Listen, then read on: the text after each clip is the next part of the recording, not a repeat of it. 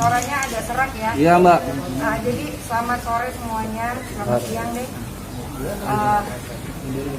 Jadi hari ini saya mau menceritakan hal-hal yang mungkin banyak asumsi-asumsi di luar sana yang berkembang perihal apapun masalah yang sedang terjadi dalam keluarga saya. Jadi untuk hal yang kemarin malam, saya cerita dari situ dulu. Katanya saya dibilang menculik, menganiaya driver dan suster pribadi anak saya oleh pihak keluarganya Aska. Jadi pada saat hari Kamis saya mendapati suster saya merekam pembicaraan kami, keluarga saya, ibu dan kakak saya sedang berbicara di dalam rumah, sehingga tertangkap tangan pada saat itu. Saya melakukan, tentu tidak mungkin saya lepaskan begitu saja. Tentu saya harus mengamankan anak-anak buah saya ini. Saya ingin bertanya apa yang terjadi, gitu loh. Ada apa dan bagaimana gitu loh. Dan ternyata saya membuka itu semuanya, bisa nanti lihat cerita apa yang dilakukan kepada saya. Jadi Lia ini ditugaskan untuk memata-matai saya, memvideokan saya sedang ngapain saja, dengan sama siapa, terus ngapain aja, dan disuruh mengambil surat-surat berharga di dalam berangkas saya. Itu Lia yang ngambil dan diserahkan kepada adik kandung dari Bapak Askara. Adik kandung. Jadi mereka berbicara katanya baik-baik segala macam gitu, tapi menyuruh sudah sampai urusannya kepada harta-harta. Jadi sertifikat rumah, BPKB, segala macam surat-surat berharga diambil oleh mereka. Lalu habis itu dengan dijanjikan apa, Lia cerita? Kalau dijanjikan sih cuman dibilangin naik gaji, tapi belum nyebut nominalnya. Tapi kalau sama driver udah nyebut nominal, Bapak tambahin 500.000. Masih dijanjikan Bu sebesar 500.000 setiap bulan ditambahin. Cerita satu-satu, lihat cerita mulai kapan apa? Kalau mulai kapannya sih ya kurang lebih 1 bulan yang lalu. Suruh satu pertama nanyain anak-anak positif keluarga dari Bapak Askara, karena Bapak Askara lagi di sel, nggak mungkin nanyain ke saya langsung. Jadi keluarganya mungkin ngasih info ke Bapak Askara. Nggak tahu juga kalau Bapak emang udah jarang banget kontak ke saya. 2, ya nanya ibu pergi sama siapa, dijemput sama siapa, pakai mobil apa, kemana, pulang apa enggak, itu selalu ditanya. Saya ngaku salah karena saya kerja sama Bu Didi, orang lain yang nyuruh saya salah.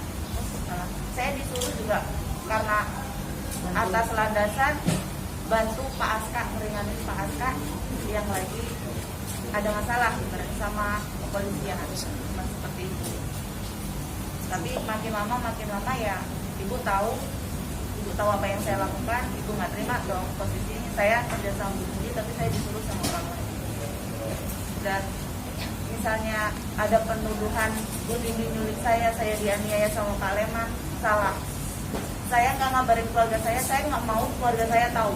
Tapi kenapa semua keluarga saya mengira saya dipenjarakan, dianiaya? Saya nggak terima gitu.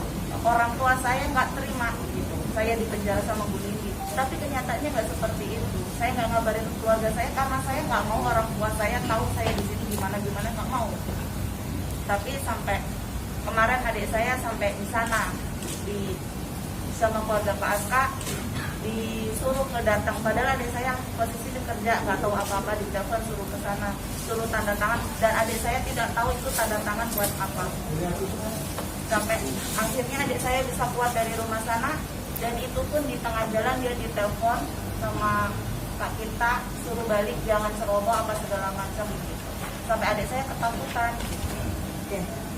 Jadi ini mereka kan bilang kalau itu bukan mereka yang mengambil, keluarganya Lia. Jadi ini nomor teleponnya Cinta, Pak Cinta, namanya Cinta, harus spellingnya, ini nomor adik ipar saya. Jadi dia yang mengambil, dia nyuruh ini adiknya dia datang nginep 1 malam di rumah Pak Kinta. Nginep 1 malam di situ. Dan ini chattingannya, adiknya Lia gitu loh. Supir saya lagi ke tempat kerja Mbak untuk jemput. Mbak kalau bisa keluar dari tempat kerja yang lama. Pak ini saya udah mau ke tempat Bali ya, ngapain jangan kesana, kan udah saya bilang jangan gerak sendiri, telepon saya. Kamu angkat telepon saya dulu, bisa angkat telepon saya. Adiknya langsung berangkat menuju rumah saya gitu loh, karena adiknya dia jadi dikasih tahu kalau dia ini dari pihak keluarganya Aska dianiaya, dimasukkan sama ibu, disekap sama ibu gitu loh. Buat mastiin adiknya ke rumah ibu. Akhirnya adiknya kan ke rumah saya gitu, mastiin kalau dia baik-baik saja gitu loh, tidak ada apa-apa gitu loh. Ini Mbak bisa ke rumah lagi sekarang nggak, urgent gitu loh. Jadi kan katanya baik-baik saja sama saya, tapi kenapa melakukan hal-hal seperti ini gitu loh, mau ngapain gitu loh. Saya pun juga saya punya hak 100% terhadap apapun itu urusan harta-harta lah. Saya mikirin aja juga enggak gitu loh. Cuma intinya sekarang dapat informasi katanya Aska memberikan surat kuasa. Seharusnya surat kuasa itu diperlihatkan dulu kepada saya, baru silakan buka berangkas. Saya aja nggak ada buka-buka, kok kenapa kok itu yang dilakukan dulu gitu loh. Padahal kita pun kan, yang saya pahami adalah pihak keluarga pun juga setuju untuk saya melakukan perceraian, tidak ada masalah kok gitu loh. Tapi pihak pengacaranya bilang kalau misalnya keluarganya ingin mendamaikan apa segala macam. Ini kan bukan damai, jadinya malah jadi keruh panjang gitu loh. Buat apa sih? Saya pun juga untuk melakukan ini tuh tidak mudah untuk lepas dari urusan-urusan ini gitu. Saya pun juga dalam kondisi tidak tenang. Saya pun juga terpecah belah, urusan kepala saya ini tuh pikiran saya untuk urusan anak, urusan segala macam. Saya biasanya punya pasangan, tiba-tiba pasangan saya nggak ada gitu loh. Jadi nggak mudah gitu loh untuk melakukan hal ini gitu. Cuma ditambah-tambah lagi dengan hal-hal lain yang udah dilakukan oleh keluarga suami saya gitu loh. Sekarang kita fokus aja dulu apa yang harus dilakukan. Kok ya masalah harta udah diurus-urus dulu gitu loh. Nah ini kalau yang dari pihak Pak Leman, apa Pak Leman? Ya itu Bu, masalah istri saya. Yang masalah istri saya kan katanya digosipin saya di penjara, dipukulin sampai nggak pulang-pulang. Dia merasa kehilangan dan diteror katanya. Akhirnya dia melaporkan ke Polres Jakarta Selatan tentang kehilangan saya gitu. Dan pada suatu malam semalam saya langsung datengin aja ke kantor LBH Pekat.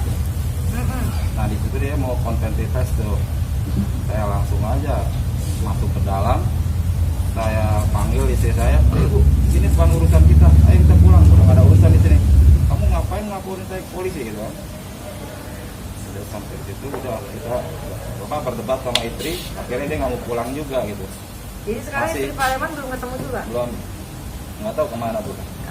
Kalau saya ajak pulang kan dia nggak mau, masih nyangkal aja kalau saya ada masih ada di polisi. Iya iya. Padahal Pak Leman ini sudah teleponan sama istrinya. Waktu saya di telepon udah dikasih tahu kalau minta obat apa segala macam, minta dibawakan baju. Tapi dibilang nggak dibawain, dibilangnya katanya itu bukan Pak Leman. Iya. Jadi informasi dari adiknya Lia adalah istri dari Kinta yang bernama Vina ini tuh menyuruh untuk mereka mematikan handphone. Dan yang menerima sertifikat surat-surat yang dari Lia ini adalah yang menerima adalah Kinta dan Vina. Dia ngambil di depan rumah, di jalan di depan. Jadi hanya ngambil dikasih langsung jalan gitu loh. Ini kan udah kita urusannya rumah tangga. Kenapa kok urusannya sama keluarga? Ibu saya aja nggak ngurus-ngurus seperti itu. Kakak-kakak saya juga enggak. Kok lucu gitu loh. Jadinya malu gitu loh. Dan menurut saya udah terlalu banyak lah diam, dizolimin. Saya dituduh-tuduh masukin suami saya. Sekarang logikanya aja, mungkin nggak saya mau menghancurkan citra bapaknya anak-anak saya. Bagaimanapun buruknya, dia tetap adalah bapaknya anak-anak saya. Gak mungkin saya membuat rekam jejak yang akan terus-terusan ada. Dan itu pasti akan membuat anak-anak saya terluka. Dan gak mungkin saya melakukan itu. Dan saya sangat sedih dituduh-tuduh seperti itu. Aska sangat tahu sekali apa yang terjadi. Dan keluarganya sangat tahu apa yang terjadi. Tapi please stop, jangan blaming kemana-mana. Kita clearkan saja dulu. Aska tahu kok apa yang sudah dia lakukan. ya, kesalahannya apa saja. Saya pun juga nggak sempurna, saya pasti punya kesalahan. Cuma kita lurus aja dulu ini apa yang terjadi gitu loh.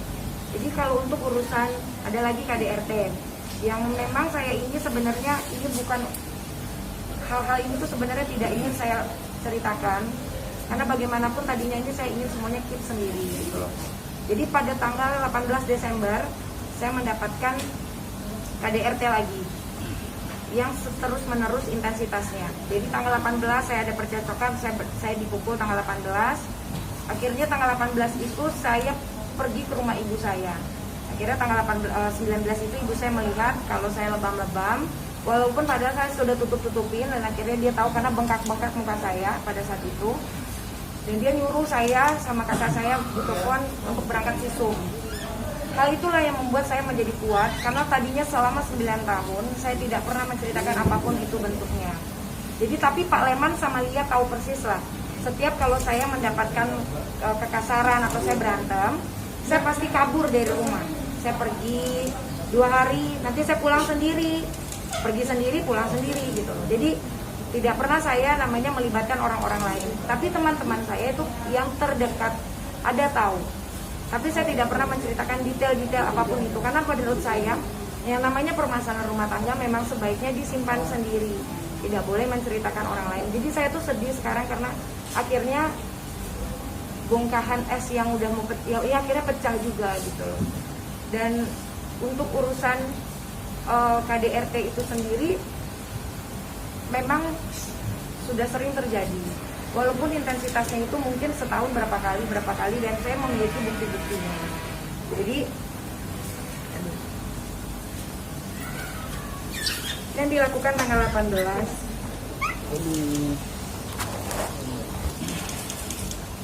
itu yang Desember kemarin Mbak? iya, ini 18 Desember.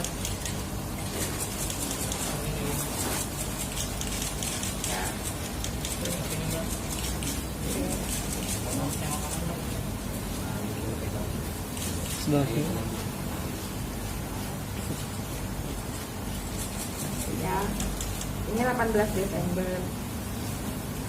Ini sekitar bulan Mei.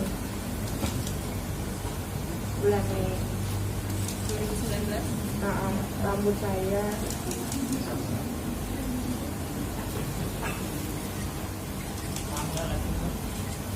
Itu rambut apa Mbak? rambut apa lagi kalau bukan rambut saya? Enggak, maksudnya dicap. Dia dijambak tangan.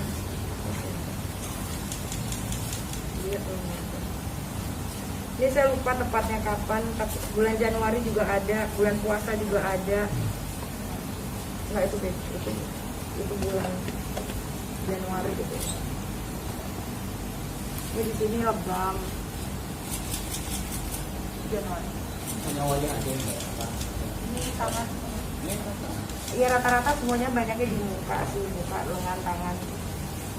Kurang lebih seperti itu lah. Sering ya melakukan KDRT? Ya, Tahu bisa tahu ya saya nggak mau ingat lah, ini itu juga saya sebenarnya kan buka memori lama jadinya. dari tahun berapa Pak? Ya udah lama lah, udah lama dari saya awal nikah pun juga udah begitu. Cuma yang namanya memang Aska itu memiliki emosional yang tidak bisa dikontrol. Dan di Aska tahu sendiri itu kenapa dia seperti itu.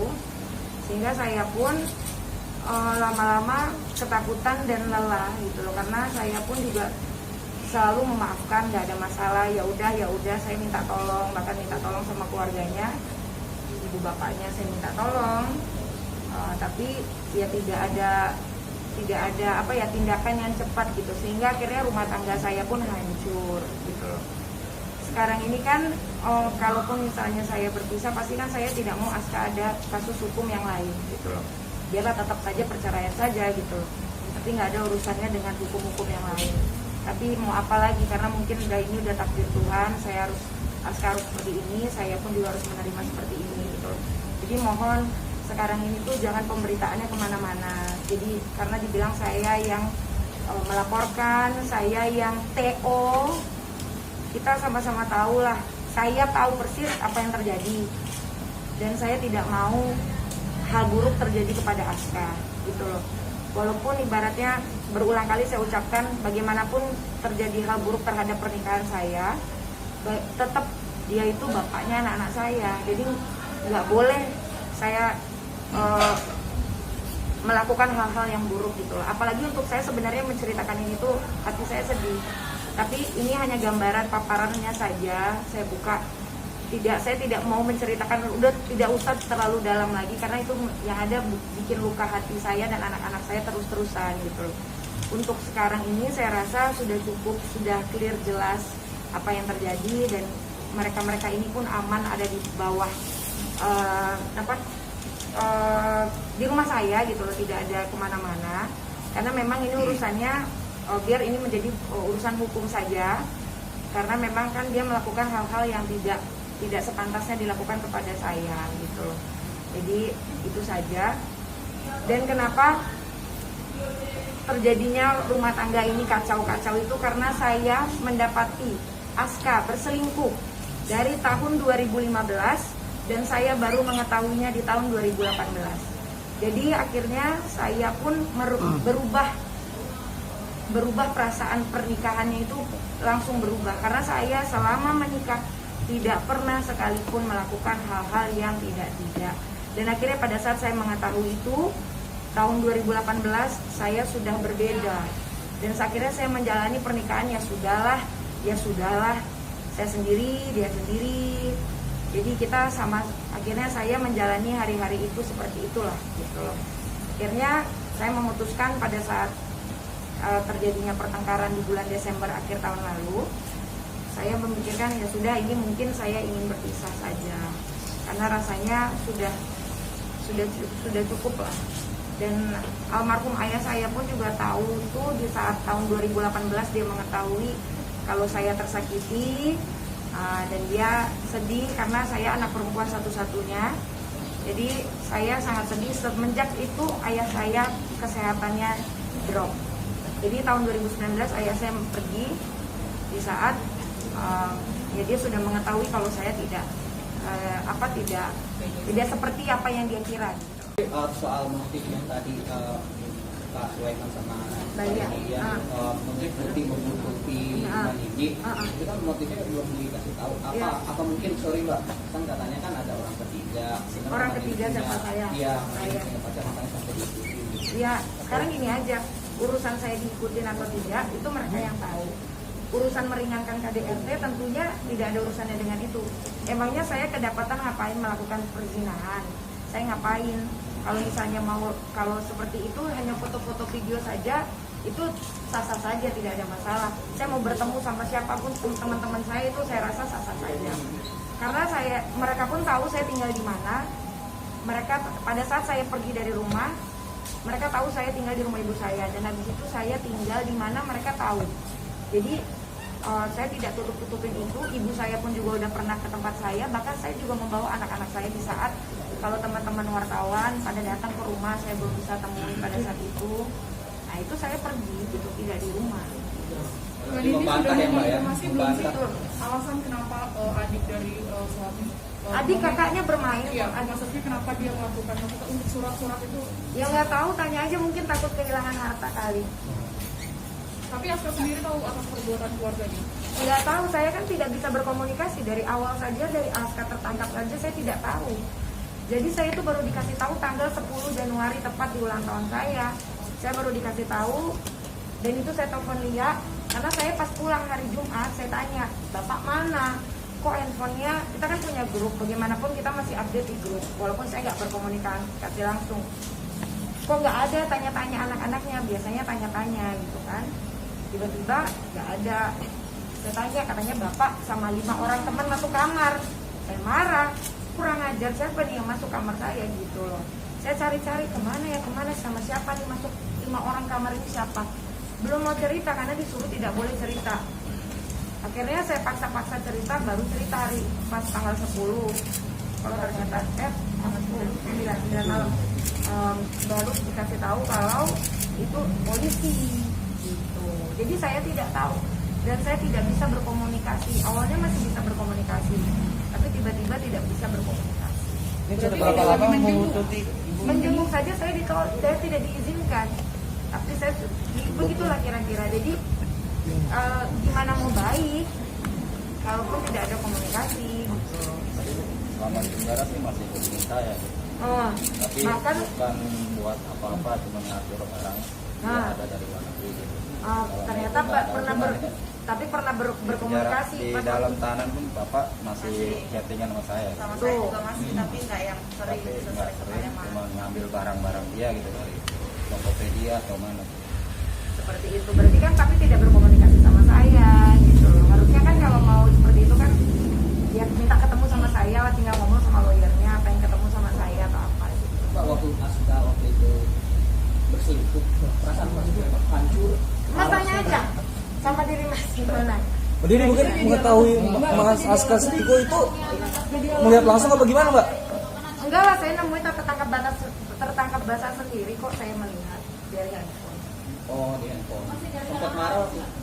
Oh iya, saya marah. Saya makanya badan saya kurus banget itu tahun 2018, dikira saya makin narkoba, padahal saya karena ada masalah rumah tangga. Mbak, Tapi sempat depresi juga, Mbak ya? Hah? Juga Mas Mbak ini sempat mengalami depresi juga. Depresi. Depresi. Oh iya, saya nggak percaya orang. Ini aja yang udah dilakukan mereka ini aja, saya udah tambah nggak percaya lagi sama orang. Saya tuh sudah terisi, saya sudah tinggi. Saya sempat ibaratnya tuh nggak bingung. Saya sempat minum ke psikolog, minum obat. Karena saya itu kehilangan orang tua. Ayah saya itu adalah role model saya. Saya paling dekat sama ayah saya. Jadi apalagi kalau dia tahu ini bisa nggak tahu deh gitu loh.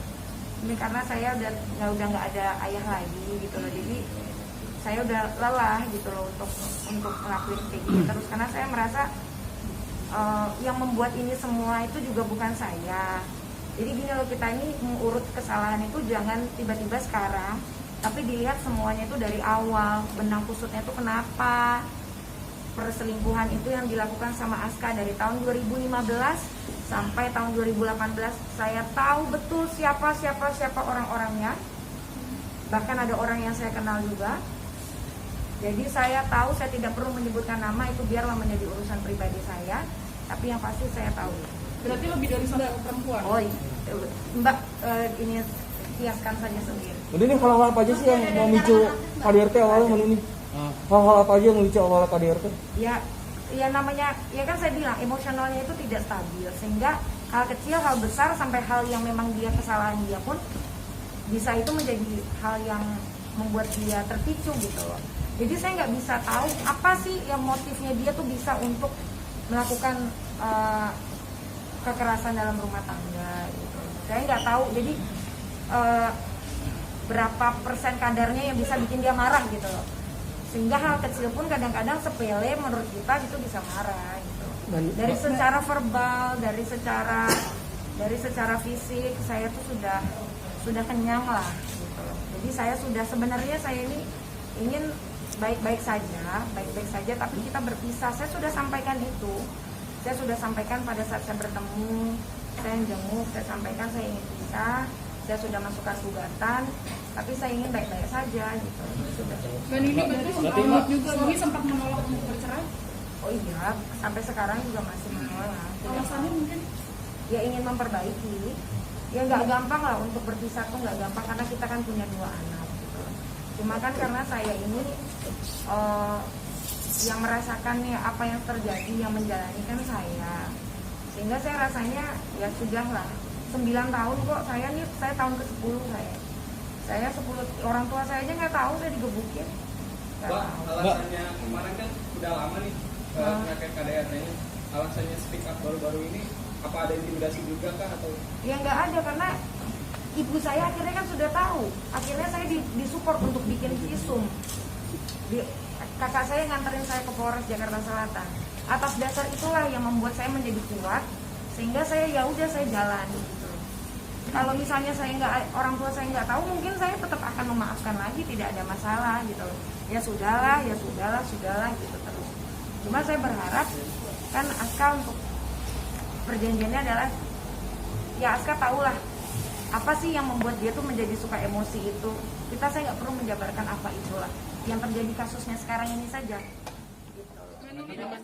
Berarti Mbak Nini mengetahui adanya narkoba itu, Mbak, karena dari emosionalnya itu. Saya tidak akan memberikan statement apapun soal narkoba. Aska sangat tahu persis apa yang dia lakukan, dan yang dia terima sekarang ini itu adalah ya memang apa yang sudah dia lakukan itu. Berarti sudah lama menggunakan itu, Mbak? Kenapa? Berarti sudah lama menggunakan itu. Saya tidak memberikan statement apapun. Mau lamanya bagaimana saya tidak tahu, saya tidak ingin ikut campur urusan itu. Biarlah itu menjadi urusan kepolisian. Tapi intinya adalah Aska sangat tahu persis apa yang terjadi. Kalau Aska gentle, clearkan saja.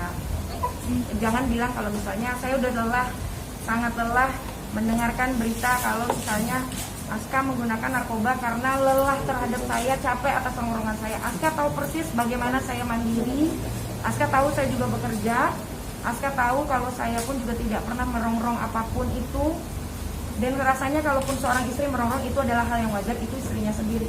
Tapi Aska tahu kalau saya tidak seperti itu. Kepemilikan senjata Iya, api, Mbak. Oh, tidak ada, itu bukan itu urusan pribadi kita lah, tidak perlu ditanyakan, dan itu tidak ada urusannya dengan narkoba. Senjata api, Mbak. Saya tidak tahu menau itu biarlah menjadi ranah hukum. Saya hanya berbicara masalah saya saja, masalah orang-orang saya ini yang dibilang saya mencuri melakukan penculikan. Jadi kita tahu Mas Aska Sudah berapa lama untuk membutuh ceritakan gitu? Katanya baru-baru ini. berarti selama ini bertahan demi anak. Oh iyalah, anak-anak saya lah. Saya bertahan demi anak-anak saya, dan saya adalah orang yang sangat mencintai keluarga. Saya itu orang yang sangat mencintai hubungan rumah tangga. Saya sangat nyaman dengan rumah tangga. Saya sangat nyaman memiliki pasangan. Dan saya tuh nggak biasa tuh kayak ngelihat mungkin orang ada yang nyaman pacaran doang. Saya sangat nyaman dengan namanya berumah tangga. Sehingga itu membuat saya tuh merasa tenang. Terus saya punya teman ngobrol apa segala macam. Jadi saya sangat cinta sama keluarga saya. Bohong kalau saya bilang tidak gitu loh. Jadi untuk saya memutuskan saya berpisah ini tuh susah, sulit. Jadi jangan dipersulit lagi gitu loh. Karena keadaan hati saya pun juga sedang tidak baik. Dengan pemberitaan-pemberitaan yang di luar, yang bergulir, dibilang ini itu, udah capek lah. Gitu. Anak-anak Mbak Nini mau memaafkan nggak sih, Mbak? Apa? Mau memaafkan nggak sih, Mbak? Bilang ayahnya lagi kerja. Mbak Nini kan masalah ini cukup menyulitkan Mbak Nini. Sempat beberapa netizen bilang bahwa ketika suami ada masalah justru ditinggalkan pengen hartanya doang. Mungkin seberapa berpengaruh? Silakan. Sekarang gini aja. Kalau memang saya pengen harta, saya mungkin udah ngambil. Sekarang gini aja, yang ngambil harta aja siapa? Yang ngambil harta aja siapa? Yang ngambil surat-surat berharga di rumah saya itu di dalam berangkas kamar saya itu siapa? Saya punya hak. Kalau memang Aska suruh ambil, harusnya surat kuasa itu diperlihatkan kepada saya, tapi bukan dengan cara diam-diam terus sekarang baru bilang kalau adanya surat kuasa. Itu kan berarti udah rules-nya aja udah salah. Harusnya surat kuasa dulu baru ambil gitu. Intinya gitu aja. Jadi kalau saya tidak akan menyulitkan apapun, keluarganya tidak ada. Cuma intinya itu yang dilakukan kepada saya. Jadi terserah, saya rasanya juga punya hak. Mereka membenci saya, ya terserah. Saya pun juga bisa membenci mereka. Tapi bagi saya kita keluarga, harusnya tidak seperti itu gitu loh. Harusnya banyak hal-hal yang baik yang bisa kita lakukan bersama-sama. Rangkulan dong, karena ini kan masalah bersama kita keluarga, dan akhirnya jadi masalah yang dikonsumsi oleh publik. Mbak, tapi mau memaafkan nggak sih, Mbak? Saya memaafkan, udah saya maafkan dari kemarin saya maafin kok. Apapun yang sudah dilakukan sama Aska, baik tentang perselingkuhan, KDRT, saya sudah berusaha memaafkan, dan itu saya lakukan perlahan-lahan.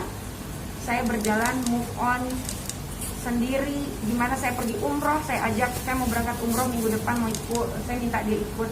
Itu saya lakukan karena saya merasa saya sudah lelah, dan saya benar-benar titik terendah saya lah. Karena saya itu seorang yang percaya sama suami, periksa handphone suami aja nggak pernah.